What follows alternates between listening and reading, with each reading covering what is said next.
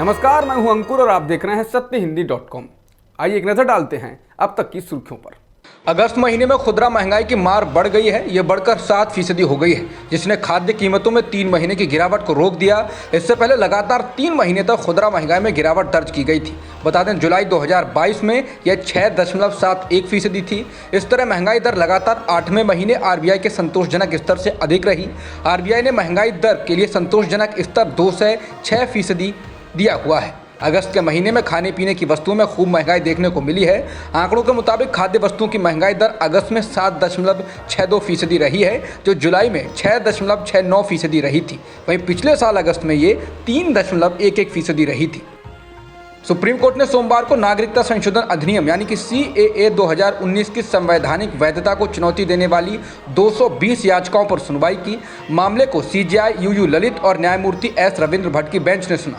Bench ने इसके साथ ही केंद्र सरकार को CAA को चुनौती देने वाली याचिकाओं पर जवाब दाखिल करने का निर्देश दिया। इसके साथ ही असम राज्य और त्रिपुरा राज्य को भी याचिकाओं पर प्रतिक्रिया दर्ज करने का निर्देश दिया और बाद में अदालत ने बीच की छुट्टियों को ध्यान में रखते हुए मामले को 31 अक्टूबर के लिए लिस्ट कर दिया। उत्तर प्रदेश के शिया सेंट्रल वक्फ बोर्ड के पूर्व चेयरमैन वसीम रिजवी उर्फ जितेंद्र नारायण त्यागी को हरिद्वार में धर्म संसद में दी गई हेट स्पीच मामले में सुप्रीम कोर्ट से जमानत मिल गई। जस्टिस अजय रस्तोगी की बेंच ने कुछ शर्तों के साथ वसीम रिजवी को जमानत दी। कोर्ट के आदेश के मुताबिक इन शर्तों में एक शर्त यह भी है कि जमानत पर रहने के दौरान उन्हें इलेक्ट्रॉनिक मीडिया से बात नहीं करनी चाहिए। बेंच ने कहा कि इस मामले में सह अभियुक्त को जमानत दे दी गई है और पुलिस ने भी जांच के बाद चार्जशीट फाइल कर दी है। बता दें, इससे पहले सुप्रीम कोर्ट ने 29 अगस्त को मेडिकल आधार पर 17 मई को दी गई अंतरिम जमानत को 3 महीने के लिए बढ़ाने से इनकार कर दिया था और त्यागी को सरेंडर करने के लिए कहा था। आज त्यागी की ओर से वरिष्ठ अधिवक्ता सिद्धार्थ लूथरा ने बेंच को बताया कि उन्होंने पिछले आदेश के अनुसार सरेंडर कर दिया है। ज्ञानव्यापी मस्जिद विवाद के मामले में वाराणसी की जिला अदालत का फैसला आ गया है। जिला जज AK विश्वेश की अदालत ने कहा कि श्रृंगार गौरी मामला आगे सुने जाने योग्य है। हिंदू पक्ष के वकील ने पत्रकारों को बताया कि मुस्लिम पक्ष की याचिका को खारिज कर दिया गया है। अब इस मामले में अगली सुनवाई 22 सितंबर को होगी। अदालत का फैसला आने के बाद हिंदू पक्ष से जुड़े तमाम लोगों ने जमकर जश्न मनाया। बता दें, वाराणसी की सिविल कोर्ट में 5 हिंदू महिलाओं ने याचिका दायर कर मस्जिद के अंदर देवी देवताओं की पूजा की इजाज़त देने की मांग की थी। ये मस्जिद काशी विश्वनाथ मंदिर के बगल में ही स्थित है, जबकि मस्जिद की अंजुमन इंतजामिया कमेटी की ओर से इसे चुनौती दी गई थी। कमेटी ने अदालत में पूजा स्थल अधिनियम 1991 का हवाला दिया था और कहा था कि इसके तहत हिंदू महिलाओं की ओर से दायर याचिका पर सुनवाई नहीं हो सकती है। ज्ञानव्यापी परिसर स्थित श्रृंगार गौरी मंदिर में पूजा की मांग करने वाली याचिका को स्वीकार किए जाने की निचली अदालत के फैसले को मुस्लिम पक्ष हाईकोर्ट में चुनौती देगा। अंजुमन इंतजामिया कमेटी के वकील ने कहा कि विरोधी पक्ष की याचिका सुने जाने योग्य नहीं थी। इसके बावजूद निचली अदालत ने उसे स्वीकार किया है। हम उसे ऊपरी अदालत में चुनौती देंगे। इस सारे मामले में सबसे महत्वपूर्ण ये है कि अदालत ने प्लेसेस ऑफ वर्शिप एक्ट 1991 का बिना कोई संदर्भ लिए इस याचिका को स्वीकार किया है, जबकि प्लेसेस ऑफ वर्शिप एक्ट 1991 में कहा गया था कि सिर्फ अयोध्या मसले को छोड़कर 1947 में भारत में जिस धार्मिक स्थल की जो भी स्थिति थी उसे बरकरार रखा जाएगा।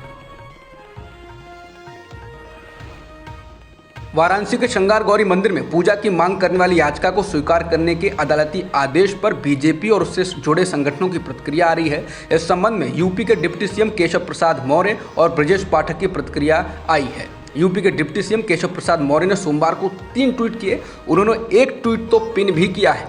मौर्य ने लिखा है, करवट लेती मथुरा काशी। दूसरे ट्वीट में वो लिखते हैं, बाबा विश्वनाथ जी मां श्रृंगार गौरी मंदिर मामले में माननीय न्यायालय के आदेश का स्वागत करता हूं, सभी लोग फैसले का सम्मान करें। तीसरे ट्वीट में उन्होंने लिखा, सत्यम शिवम सुंदरम। केशव प्रसाद मौर्य के इस ट्वीट करवट लेती मथुरा काशी के पीछे वो क्या कहना चाहते हैं वो स्पष्ट है। यूपी के दूसरे डिप्टी सीएम ब्रजेश पाठक के बयान को तमाम समाचार एजेंसियों ने जारी किया। पाठक ने कहा है, हम माननीय न्यायालय के निर्णय का सम्मान करते हैं। मेरे पास कई फ़ोन आ रहे हैं, सबका कहना है कि माननीय न्यायालय ने बहुत अच्छा निर्णय लिया है। प्रदेश में खुशी की लहर है। प्रदेश में कानून व्यवस्था की स्थिति को और मजबूत करेंगे। उत्तर प्रदेश में मुख्य विपक्षी दल सपा के राष्ट्रीय प्रवक्ता राजेंद्र चौधरी ने द हिंदू अखबार से कहा है कि सपा 2024 का लोकसभा चुनाव अपने वर्तमान सहयोगियों के साथ मिलकर लड़ेगी और ये गठबंधन बीजेपी को हराने में सक्षम है। उन्होंने कहा कि जनता का मूड सरकार के खिलाफ है और बसपा या फिर कांग्रेस के साथ किसी तरह के गठबंधन का सवाल ही पैदा नहीं होता। इसके साथ ही सपा 2024 के लोकसभा चुनाव से पहले अपने संगठन को मजबूत करने के काम में जुट गई है। कहा जा सकता है कि बसपा और कांग्रेस के साथ गठबंधन न करने की एक बड़ी वजह 2017 के विधानसभा चुनाव और 2019 के लोकसभा चुनाव में सपा को हुआ कड़वा अनुभव भी है। 2017 के विधानसभा चुनाव में सपा ने कांग्रेस के साथ गठबंधन किया था, लेकिन उसे इसका नुकसान हुआ था। हालांकि 2022 के विधानसभा चुनाव में सपा ने अच्छा प्रदर्शन किया और अपने दम पर 111 सीटों पर जीत हासिल की। कांग्रेस के आधिकारिक ट्विटर हैंडल से सोमवार को किए गए ट्वीट को लेकर बीजेपी ने उस पर हमला बोला। इस ट्वीट में खाकी हाफ पैंट को जलते हुए दिखाया गया है। बता दें, बीजेपी के मातृ संगठन राष्ट्रीय स्वयंसेवक संघ यानी आरएसएस में पहले शॉर्ट्स ही पहनी जाती थी, लेकिन अब संघ के कार्यकर्ताओं के गणवेश में बदलाव हुआ है और वो पैंट पहनते हैं। कांग्रेस की ओर से इस ट्वीट में लिखा गया है कि देश को नफरत की बेड़ियों से मुक्त करना है और बीजेपी आरएसएस ने जो नुकसान किया है उसकी भरपाई करनी है। कांग्रेस ने आगे कहा है कि कदम से कदम मिलाकर ही हम अपने लक्ष्य तक पहुंचेंगे। हैशटैग में भारत जोड़ो यात्रा भी लिखा गया है। कांग्रेस की ओर से ट्वीट किए जाने के बाद बीजेपी के राष्ट्रीय प्रवक्ता संबित पात्रा सामने आए और इस ट्वीट की तस्वीर को सामने रखकर कहा, ये कांग्रेस की भारत जोड़ो यात्रा नहीं, भारत तोड़ो यात्रा और आग लगाओ यात्रा है।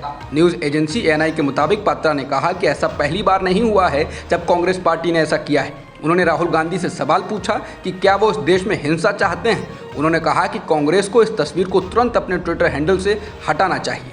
संबित पात्रा ने कहा कि जो शख्स पार्ट टाइम राजनीति करता है और अधिकांश वक्त भारत से बाहर रहता है, वो हिंदुस्तान को बेहतर ढंग से नहीं जान सकता। उन्होंने कहा कि भारत की राजनीति में हिंसा के लिए कोई स्थान नहीं। कांग्रेस के इस ट्वीट पर भारतीय जनता युवा मोर्चा के राष्ट्रीय अध्यक्ष तेजस्वी सूर्या ने कहा कि कांग्रेस ने 1984 में दिल्ली को जलाया, साल 2002 में गोधरा में 59 कार सेवकों को जिंदा जला दिया और वो फिर हिंसा का आह्वान कर रही है। कांग्रेस नेता राहुल गांधी आज 5वें दिन 3,570 किलोमीटर की भारत जोड़ो यात्रा पर हैं। आज सोमवार को राहुल गांधी ने केरल के तिरुवनंतपुरम के वेल्ल्यानी जंक्शन से भारत जोड़ो यात्रा को आगे शुरू किया। आज यात्रा को समर्थन देने के लिए हजारों की संख्या में राज्य की सड़कों पर खड़े लोगों की उत्साहजनक भीड़ देखी गई। बता दें, राहुल गांधी केरल की वायनाड सीट से सांसद भी हैं। कांग्रेस द्वारा जारी यात्रा कार्यक्रम के अनुसार यात्रा सुबह 11 बजे पट्टम में रुकेगी और शाम 5 बजे कजाकुट्टम पहुंचने के लिए फिर से शुरू होगी। यहां यात्रा दिन के लिए समाप्त हो जाएगी। कांग्रेस ने केंद्रीय मंत्री स्मृति ईरानी का कथित झूठ पकड़ने का दावा किया है। सोशल मीडिया पर एक वीडियो वायरल हो रहा है जिसमें स्मृति ने कांग्रेस नेता राहुल गांधी पर तीखा अटैक किया है। उसके जवाब में उसी वीडियो के साथ राहुल गांधी का वीडियो लगाया गया है। वीडियो का शीर्षक प्रोपेगेंडा बनाम ट्रुथ है। कांग्रेस के सभी बड़े नेताओं और प्रवक्ताओं ने इसे ट्वीट किया है। हालांकि इस बहाने गोवा के सिली सोल्स कैफे बार रेस्टोरेंट का विवाद भी ताज़ा हो गया है। स्मृति ईरानी ने शनिवार को बेंगलुरु में बीजेपी के जन स्पंदन कार्यक्रम में भाषण दिया था। पूरे भाषण में उन्होंने राहुल गांधी पर राजद्रोह का आरोप लगाया और उसी दौरान कहा कि आज मैं कांग्रेस पार्टी से पूछना चाहती हूं कि आप कहते हैं कि आप यात्रा कर रहे हैं भारत को जोड़ने की। अरे अगर कन्याकुमारी से चले तो कम से कम इतनी निर्लज्जता तो ना दिखाते, स्वामी विवेकानंद जी को प्रणाम करके तो बताते। लेकिन वो भी राहुल गांधी को स्वीकार नहीं। कांग्रेस के उस वायरल वीडियो में राहुल गांधी को कन्याकुमारी में स्वामी विवेकानंद की प्रतिमा के सामने प्रणाम करते हुए दिखाया गया है। समाचार एजेंसी एएनआई ने 7 सितंबर को राहुल गांधी की कन्याकुमारी में यात्रा शुरू होने के मौके पर विवेकानंद मेमोरियल पर राहुल के जाने की फोटो और वीडियो जारी की थी, जिसमें वहां इस मौके पर तमाम स्थानीय कांग्रेस नेताओं की मौजूदगी में राहुल को वहां दिखाया गया है। इसके बाद कांग्रेस प्रवक्ता सुप्रिया श्रीनेत ने इस वीडियो को स्मृति ईरानी को टैग करते हुए लिखा है, झूठ बहुत बोलती हैं, बार बार पकड़ ली जाती हैं। युवक कांग्रेस के राष्ट्रीय अध्यक्ष बीवी श्रीनिवास ने वायरल वीडियो को शेयर करते हुए लिखा, इतनी सिल्ली झूठ बोलती हो, शर्म नहीं आती। हिमाचल की प्रभारी और दिल्ली की कांग्रेस नेता अलका लांबा ने स्मृति ईरानी और उनके दफ्तर को टैग करते हुए लिखा, भाई मैं टैग कर देती हूँ सिली सोल बार वाली को, और फिर लिखा गया, चल झूठी कहीं की। एनसीपी के राष्ट्रीय अधिवेशन के बाद से पार्टी में भीतरी दरार को लेकर अटकलें लगाई जाने लगी हैं। दरअसल दिल्ली में एनसीपी के राष्ट्रीय अधिवेशन के दौरान पार्टी अध्यक्ष शरद पवार के भतीजे अजित पवार बिना स्पीच दिए मंच छोड़कर चले गए। इसके बाद उनका इंतजार भी किया गया, लेकिन अजित पवार नहीं लौटे। जब यह वाकया हुआ उस वक्त मंच पर खुद शरद पवार मौजूद थे। उनके अलावा प्रदेश अध्यक्ष जयंत पाटिल, प्रफुल्ल पटेल और सुप्रिया सुले भी वहां थीं। पार्टी नेता जयंत पाटिल को उनसे पहले बोलने का मौका दिए जाने के कुछ ही समय बाद अजित पवार मंच से चले गए, जिससे पार्टी में दरार की अफवाह फैल गई। हालांकि बाद में अजित पवार ने स्पष्ट किया कि उन्होंने बैठक में इसलिए नहीं बोला क्योंकि यह राष्ट्रीय स्तर की बैठक थी।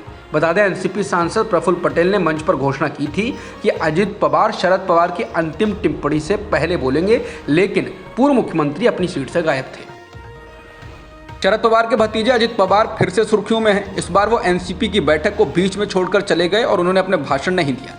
इसके बाद पवार परिवार में आपसी कलह के कयास लगाए जाने लगे हैं। इन सवालों के बाद अब अजित पवार ने सफाई दी है। पत्रकारों के सवालों के जवाब में उन्होंने कहा, एनसीपी के राष्ट्रीय अधिवेशन में महाराष्ट्र के प्रदेश अध्यक्ष जयंत पाटिल ने बात की, क्योंकि ऐसे आयोजनों में केवल अध्यक्ष बोलते हैं। मुझे बोलने से किसी ने नहीं रोका। मैं वॉशरूम गया, क्या मैं बाहर नहीं जा सकता? उन्होंने कहा कि मीडिया को तथ्यों के आधार पर रिपोर्ट करनी चाहिए। मैं यहाँ राज्य में चल रहे मुद्दों पर बोलने के लिए हूँ। जब इसके बाद भी सवाल पूछे गए तो उन्होंने कहा, मैं परेशान नहीं हूँ। क्या आप चाहते हैं कि मैं इसे स्टाम्प पेपर पर लिखूँ? एनसीपी के वरिष्ठ नेता ने कहा कि वो इसलिए नहीं बोले क्योंकि ये राष्ट्रीय स्तर की बैठक थी। बता दें एनसीपी सांसद प्रफुल्ल पटेल ने मंच पर घोषणा की थी कि शरद पवार की अंतिम टिप्पणी से पहले अजित पवार बोलेंगे, लेकिन जब समय आया तो पूर्व उप मुख्यमंत्री अजित पवार गायब थे। समाचार एजेंसी एएनआई ने बताया कि एनसीपी प्रमुख शरद पवार की बेटी और सांसद सुप्रिया सुले अपने चचेरे भाई अजित पवार को मंच पर लौटने के लिए मनाने की कोशिश भी कर रही थी, और जब अजित पवार वापस अंदर गए तो शरद पवार ने अपना भाषण शुरू कर दिया था और फिर अजित पवार को बोलने का मौका नहीं मिला।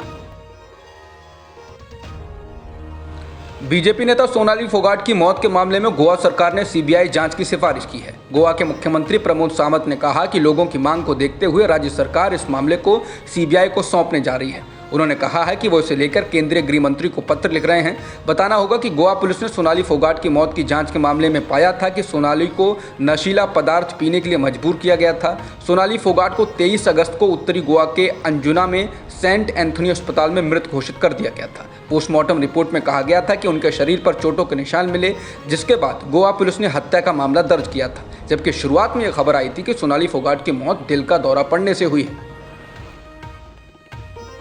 एनआईए ने सोमवार को देश भर में 60 से ज्यादा जगहों पर गैंगस्टर्स के ठिकानों पर छापेमारी की। ये छापेमारी दिल्ली, एनसीआर, हरियाणा, उत्तर प्रदेश और पंजाब में की जा रही है।